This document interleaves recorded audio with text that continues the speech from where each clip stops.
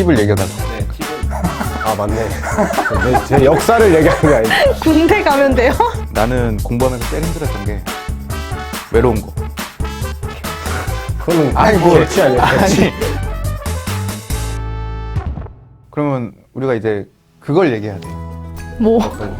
1차 시험이 있고 2차 시험이 있잖아. 1차 시험에 뭐 4-5개 과목이 되고 2차 시험에는 5과목이 있는데 각각 어떻게 공부했는지. 그 저는 좀 사실 군대에서 많이 했어요. 아, 군대에서 공부했어? 되게 열정이 많았네요. 그러니까 저 좀 연금? 공부가 되게 느려가지고 좀 오래 해야 되는 스타일이라서 기본 강의는 다 듣고 나와서 제대를 1월에 해가지고 1월부터 이제 문제풀이 강의 들었죠. 그러니까 팁을 얘기해달라. 네, 팁은 아 맞네. 제 역사를 얘기하는 게 아니고 군대 가면 돼요?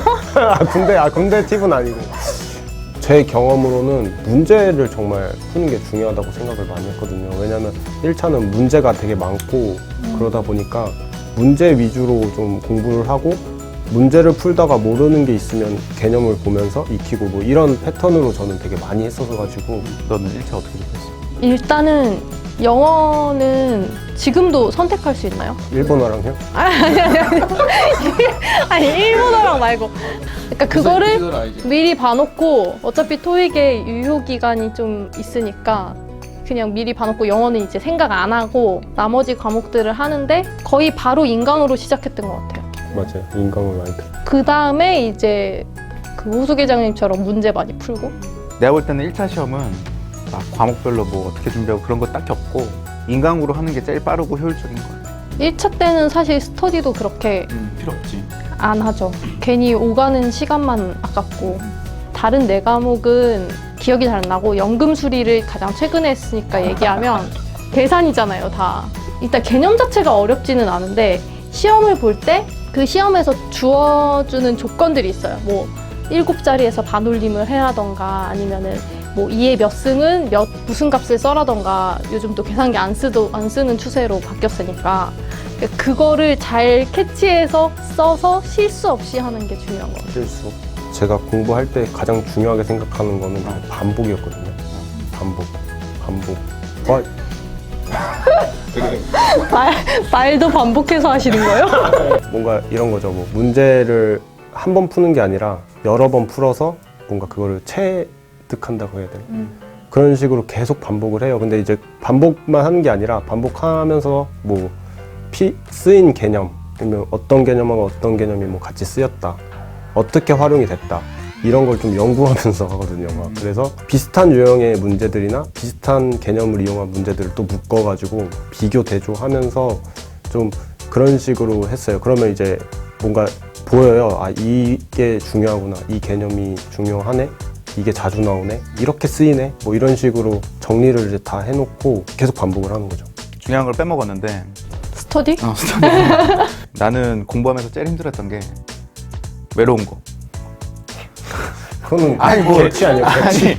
아니 옆구리가 지금도 외로워하시는 것 같아요. 옆구리가 외롭다는 게 아니라 그냥 혼자 되게 외로운 싸움을 이어가. 고독한 싸움이잖아.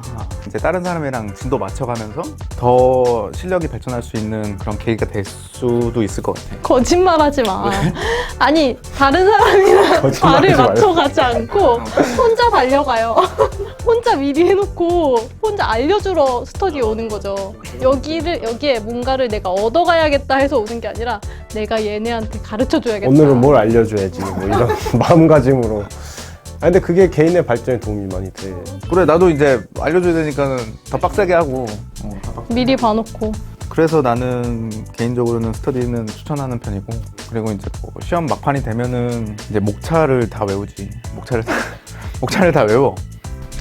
아니 목차를 왜 외워? 목차를 외운다고. 목차를 뽑아놓고. 이렇게 무식하게 하면 안 돼요. 목차를 이렇게 뽑아놓고. 목차만 이게 외운 거 막 확실해요?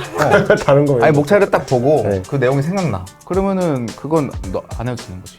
그런 식으로 이제 막판에 복습을 했던 것 같아. 아, 나는 목차를 외우는 것까지는 동의를 안 하고 다른 과목은 모르겠는데 과목별로 스타일이 되게 다르잖아요. 근데 그 리스크 관리는 문장을 다 어쨌든 그 개념을 외워야 되는 거니까 되도록이면 한 책으로만 보려고 노력했던 것 같아요. 그래야 뭔가 그 2페이지 이쯤에 그 내용이 있었던 것 같아라는 기억이 남아서 그걸 더 잘 페이지를 기억할 수 기억했다고? 그러니까 페이지 수를 기억하는 건 아닌데 그때 내가 여기 도서관에서 이 부분을 봤던 것 같은데 이런 기억이 남아있잖아. 잔상이. 그걸 이용했다는 거지. 그러니까 천재라니까. 뭔 소리야. 잔상까지. 근데 가장 어려웠던 과목들 있었어요? 저는 사실은 리스크 관리가 가장 막막하고 어려웠어요. 일단 저도 암기를 잘하는 스타일은 아니라서. 수학 하는 사람들은 젬병이지. 암기, 영어 뭐 이런 거. 너는? 금공? 관리. 아 전공인데? 아 진짜 힘들었어. 막 그 책 보면 진짜 막 해석학 내용 다 들어있고 막 이해가 안 되는 거야. 근데 풀어야 되니까 되게 마음고생 많이 했고 막 책을 진짜 막 3권을 동시에 봤거든요. 너무 지겼어. 2년 동안 하니까. 막. 3년 한 저희는 어떻겠어요? 아예 같은 과목을 3년 한 과목만 3년 했어요. 맞아. 그러니까 내가 볼 때는 그 1차 시험을 바로 보고 2차 시험 볼 때 보험 수리학을 먼저 해야 돼. 당연히 1차 시험 때 보험 수학을 했으니까 2차 시험 때 바로 보험 수리학을 치는 게 더 유리할 수 있지. 그치. 기억도 더 나고 어쨌든 이 자격증의 가장 베이스니까.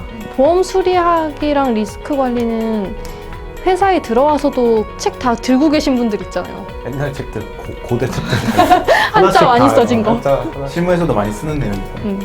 뭐 요즘 어떻게 되는지 모르겠어요. 저희는 좀 이렇게 2과목 정도 하지 않아요? 아 맞아요. 첫 해 너무 많이 하려고 하는 것보단 차라리 안정적으로 2과목, 많아도 3과목 정도 딱 해가지고 그걸 붙어놓는 게 좋은 것 같아요. 어차피 과목별 합격제니까. 나는 책 봤지, 보험업 감독규정 시행 세칙 봤지, 보험연구원 보고서 보고, 보험개발원 들어가서 보고서 보고, 그리고 필요하면은 구글에서 논문 검색해서 보고 그랬었지. 그 과목 관련된 프린트물만 거의 한 이 정도 되는 것 같아. 이 책에 나온 것만 봐도 뭐 실무적으로 뭐 저기 옛날에 나왔던 키리 보고서에서 문제가 나오는 경우도 있고 하니까.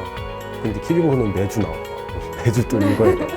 우리가 그 정보를 진짜 다 달달 외워갈 수는 없으니까 내가 최대한 외울 수 있는 건 외우되 똑같이 나온 문항이 아니더라도 응용해서 쓸 수 있는 그 능력이 중요한 것 같아요. 미국 계리사는 FIAK라고 한국 계리사를 준비하면서 과목이 좀 겹치니까 같이 공부하는 경우가 많은데 스펙 나 같은 정도는- 경우는 아니 그냥 근데 겸사겸사. 스펙으로 많이 쓰. 그러니까 이분은 학구열로 하는 거고 나는 야비해서 네. 숙제에 물들어가지고. 그쵸. 저희는 그 스펙용으로 하는데 스펙용으로 이제 하나. 사실 미국 계리사는 한국 계리사보다 훨씬 장기간 걸리는 자격증이잖아요. 보통 이제 미국 계리사라고 하면은 ASA가 있고 CERA라고 이제 그다음에 FSA 그러니까 펠로우가 있고 그래서 이제 ASA는 보통 빠르면은 한 2년 안에는 붙을 수 있는 걸로 보고 그치. 빠르면은 월마다 시험이 있으니까. 그리고 이제 거기서 이제 정계리사가 되려면 그러니까 펠로우가 되려면 ASA를 취득한 상태에서 뭐 시험도 보고 어떤 여러 가지 모듈도 이수를 하면서 보통 빠르면 3년, 늦으면 10년까지 걸리는 걸로. 그 다음에 이제 FAP라고 모듈을 이제 교육과정을 계속 이수를 하는 거지. 이수하면서 레포트 제출하고, 이수하면서 레포트 제출하고. 그게 이제 8개인가 9개인가 있어. 그것까지 다 하고 나서 이제 APC라고 홍콩이나 대만, 미국 뭐 이런 데서 열리는 세미나에 참석을 하면 이제 준계리사가 되는 거라고 알고 있거든. 근데 나는 이 공부하는 목적은 회사 다니고 있는 사람들이나 이제 먼저 계리사 자격증을 취득한 사람들이 미국 계리사 자격증도 따고 업무 영역을 넓혀 가야 된다고 난 생각을 하거든. 지금 있는 선배들이 업무 영역을 계속 확장하려고 노력을 해야 된다는 거지. 회사에서 계리사 필요 없어. 그 사람들이 필요한 계리사는 다 경력이 있는 계리사야. 아, 그렇지. 실무 경력이 있는 계리사가 실무 필요한 경력, 거지 실무 경력. 그냥 자격증 있는 계리사는 필요하지 않지. 그러면은 선배가 할 수 있는 역할은 업무 영역을 넓혀서 쓰임이 많게 만들 수밖에 없거든. 그러니까 되게 좋은 소린데 나는 나 살기도 바빠가지고. 하여튼 그게 난 꿈이야. 그 한 3년 동안 되게 많이 힘들었었거든요. 지나고 보니까 되게 그게 다 필요한 경험들이었구나 이 생각이 좀 들더라고요. 그래서 힘드시더라도 좀 이겨내시면 좋은 결과 있을 것 같습니다. 아, 이제 시험 제도 바뀐 지 좀 됐지만 과목별 합격제잖아요. 자신 있는 과목부터 빠르게 붙고 회사 와서도 얼마든지 저처럼 취득할 수 있으니까 뭐 몇 과목 붙고 일단 취업한다라는 생각으로 열심히 하시면 좋은 일이 있을 거라고 생각합니다. 저는 이 시험 준비하면서 30대가 금방 됐거든요. 20대 정말 황금 같은 나이인데 그 황금 같은 나이를 정말 헛되이 쓰지 않도록 정말 공부 열심히 하셔가지고 본인이 할 수 있는 만큼 모든 역량을 끌어올려서 빠르게 이 시험에 탈출하셨으면 좋겠습니다. 지금까지 계리사 시험 제도랑 공부 노하우 같은 걸 말씀드렸는데 다음 편에서는 계리사들이 회사에서 진짜 뭘 하는지 한번 알아보도록 하겠습니다.